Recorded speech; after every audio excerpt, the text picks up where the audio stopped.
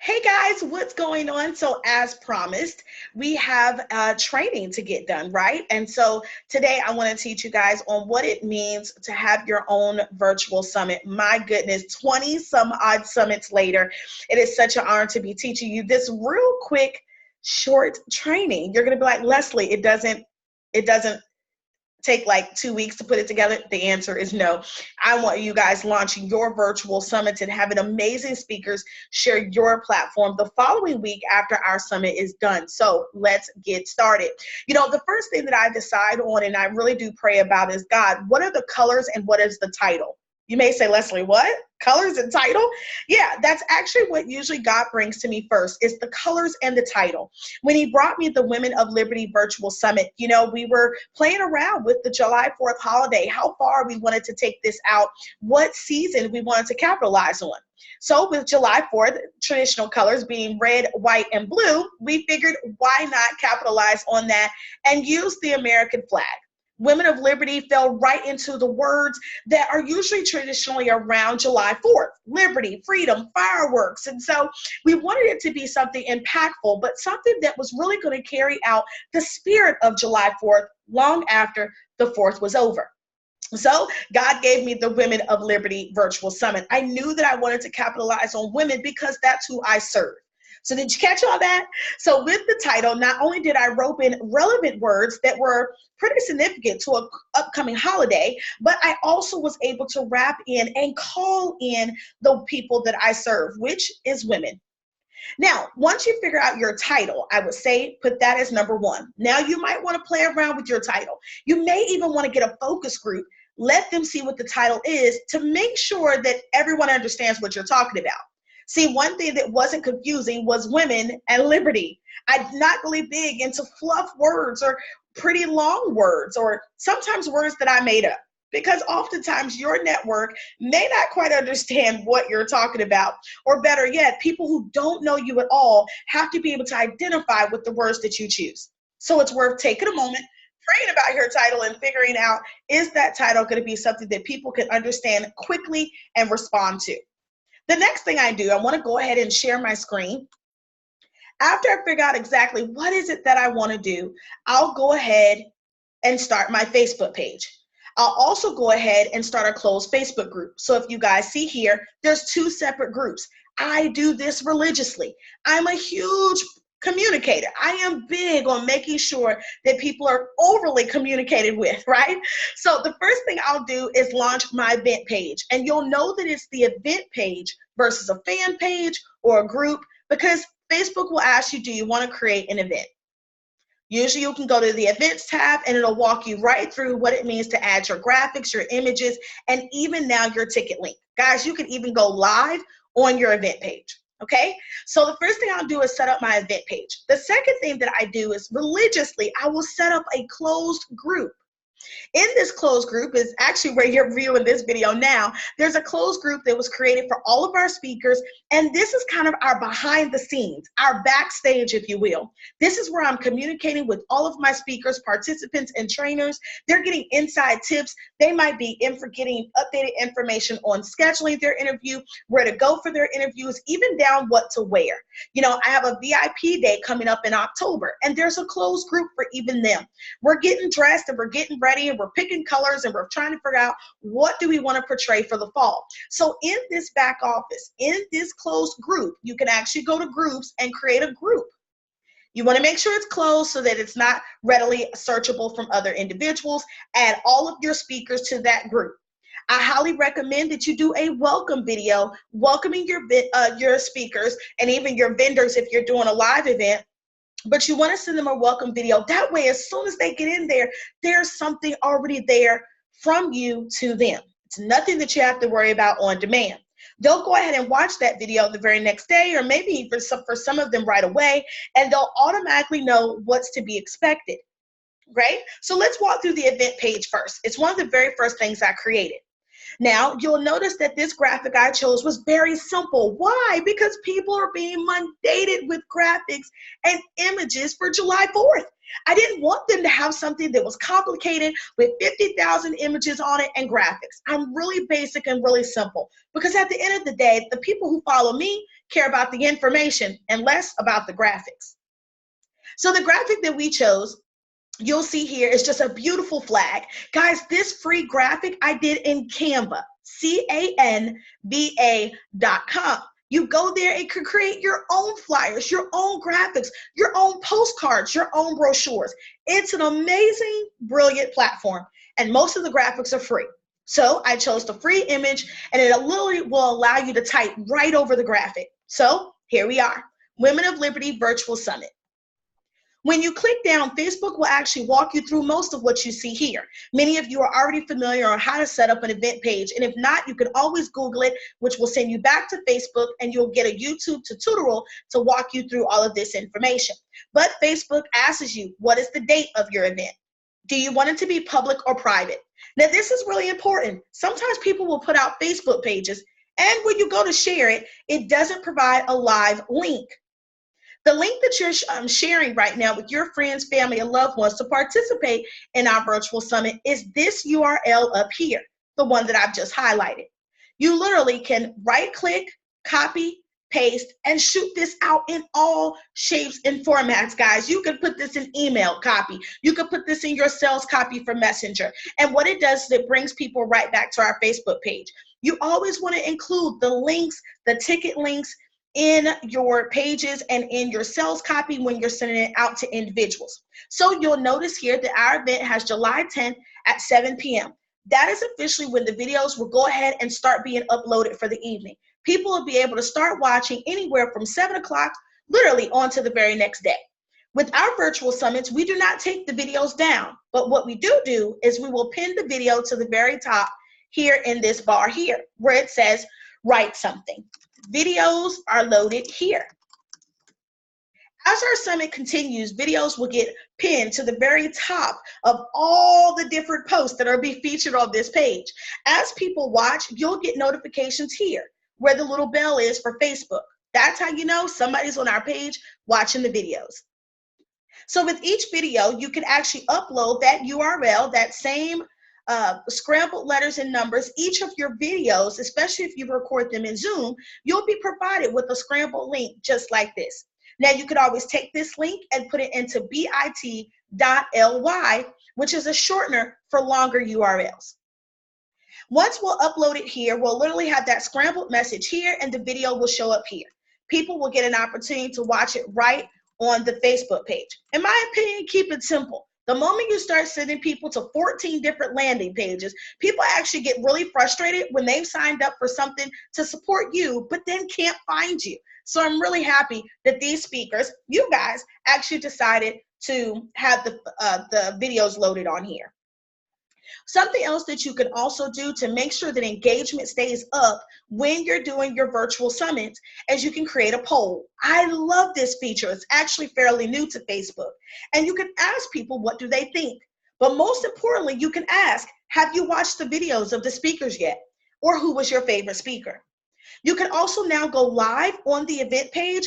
Also another new feature, and I absolutely love it. Why? Because you and I both know live video will awaken the people who may not have been watching their notifications or their inbox messages. You can also do add photo or video. So you can constantly upload videos, different graphics as you need to change them. You can also write a post to your speakers and your viewers. If you scroll down, the name of our game is always to have at least 100 people who have clicked going. We're not doing pretty bad for our summit to already be on the week of. So we have 62 people going and 86 people interested. It's so important that you influence your speakers to drive traffic to this Facebook page. You want to invite even while you're doing trainings, like I just did. They can invite literally from the event page, or they could just blast again the URL out to their friends and family. You want to make sure that you're working with speakers that have a following you all, that are on social media, or have a decent email list. It just does not work any other way. You'll be struggling to get people to follow your summits, and that actually hurts people reinvesting in your summit as well. So in that back office that we talked about in your closed group, you want to be hyping your speakers up, letting them know how much you appreciate them, giving them new opportunities to participate. For example, with you guys, when you got your sales copy, it listed not just how long your interview with me was going to be, but that you were also getting a social media badge to share, that you would also be featured in other interview opportunities to practice your interviewing skills, but to also get you guys some new leverage and some new ears and eyes on your brand. So you can create a benefits package for your speakers. What do you want to include? What do you want them to enjoy? Now, here comes my favorite part, your about section. You may say, Leslie, I don't even know what to begin when it comes to sales copy and writing for my virtual summit. Well, take advantage. I'm here with you literally for the rest of this month. This group will stay open, and I want to help you guys launch your summits. So if you want to send me your sales copy or your write-ups for your fan pages, please do that. It's my job to make sure you're winning. In the details section of your event page, you'll notice that it does not say Leslie Wright Presents. Guys, this is a branding tip. Parties by Leslie Event Planning Company is my primary company that is hosting this virtual event. Well, we also host live events as well. It's important that people see the consistency of your brand. So don't use your name, use your company name. All right, makes you look more professional. It says here that we're presenting the Women of Liberty. We also tell people what is the virtual summit all about. Why should people care? We're also going to tell them 3 things in 3 areas where they'll benefit. Guys, what the event is about and how people can benefit is a non-negotiable in your details tab. Scrolling down, we'll also tell people when they can catch the summit. You may say, well, Leslie, why do I have to reiterate that? Well, I can't tell you how many pages and events that people get invited to. Don't you get invited to a ton? I know I do. And one thing that I know for sure is that sometimes, especially individuals that have never met you before, they're going to read that details section before they see anything else. You can have the prettiest graphic, but again, a person that's new to your platform wants to really know what you're all about. So it never hurts to put the date and the time in which your summit's going to be hosted in the sales copy or details again. Registration for our speakers is always listed. Now, come closer to the time or when we announce sold out, that information will disappear. You can go in and edit your event page at any time, admit or add information. But we do let people know that there's always an investment with our virtual summits. It takes time and energy for you to schedule other opportunities for them, scheduling their interviews, being available for their interviews, being available if there needs to be cancellations and reschedules. That's your time. I'm going to highly recommend that your virtual summit be anywhere from $47 to $197. All right. And the name of the game is to get at least 10 speakers to invest. Honestly, I wouldn't do a summit with less than that. Your attendance is always free unless you want them to have $1. I've had some summits where I had to pay to enter. So that's completely up to you. We enjoy our summits being free because almost 100% of the time, I get new customers, new leads for people that want to be a part of our next summit. So I kind of make my money on the back end. If you choose to make your money on the front end, you would definitely have your admission be $1, $5, or $7. However, people wouldn't view the videos on the event page if you want to take them over to your website, a landing page, or a closed group. And the only people that get an opportunity to access that information are the people who actually paid. I hope that makes sense. So again, if your summit's going to be free, they can watch the videos right here on the event page. However, if the admission of people who are watching your summit is going to be paid, I'm going to highly recommend that you create a closed or a private group for just those attendees who have paid. There's always your contact information. Say someone's missed the summit, they're wigging out and they can't figure out how to get access to something. They can always email you, and you always want a money back or a guarantee or your refund policy on all of your pages. I don't care if they're live events, virtual events, you need a refund policy.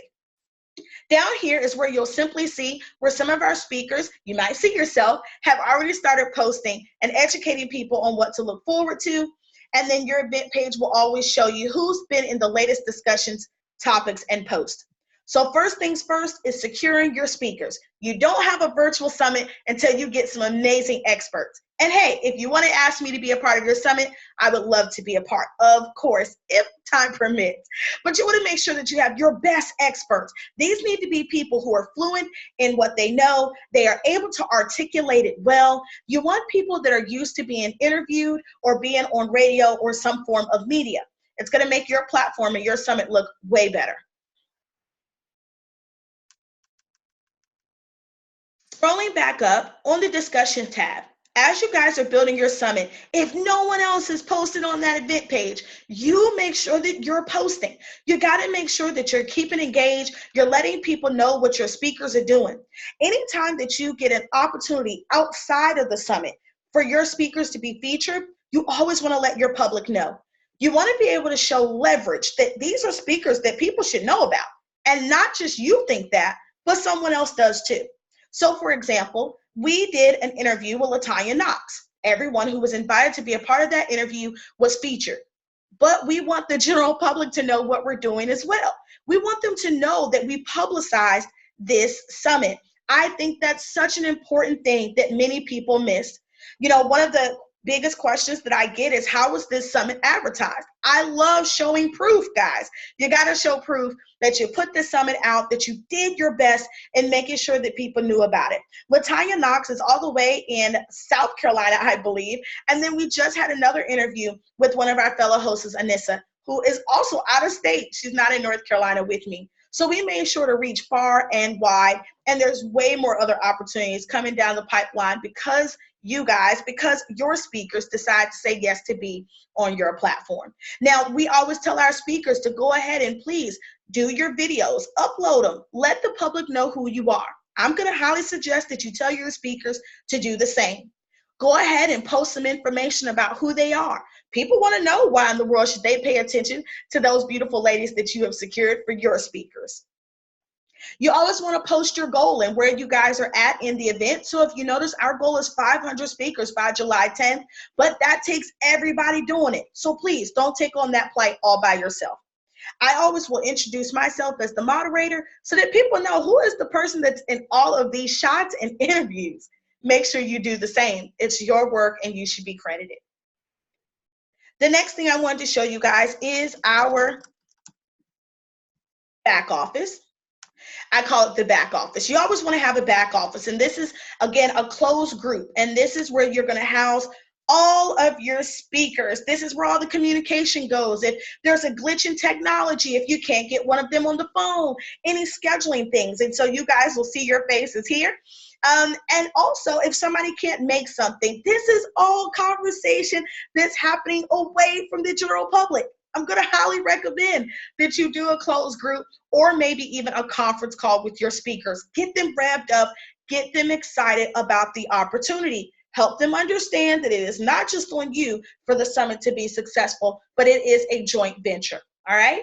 So believe it or not, that's it, guys. You collect the money. You put people in a closed group. You do a Facebook page with all of the information about what your summit is going to be about. And honestly, there's nothing left to do but promote. You can promote on places like Fiverr. There's people there that will help you promote. You can also do Facebook ads. You can also do email marketing. Now, I'll give you a small tip. Miss Keisha Bass, who's one of our elite speakers for this summit this time, is very, very well versed in marketing and especially video marketing. So make sure that you reach out to one another. Find out what your gifts and talents are and how you can be of service to each other. Then there's nothing left to do but to go live, tell the public about your summit, and go ahead and start soliciting speakers. Don't do a free summit, guys. I beg of you. People who are used to being on platforms and summits with people with a great following, they're used to paying for it. So now it's your turn. Go for it. Do your own summit, and I'm here if you need me. Have a great weekend, guys.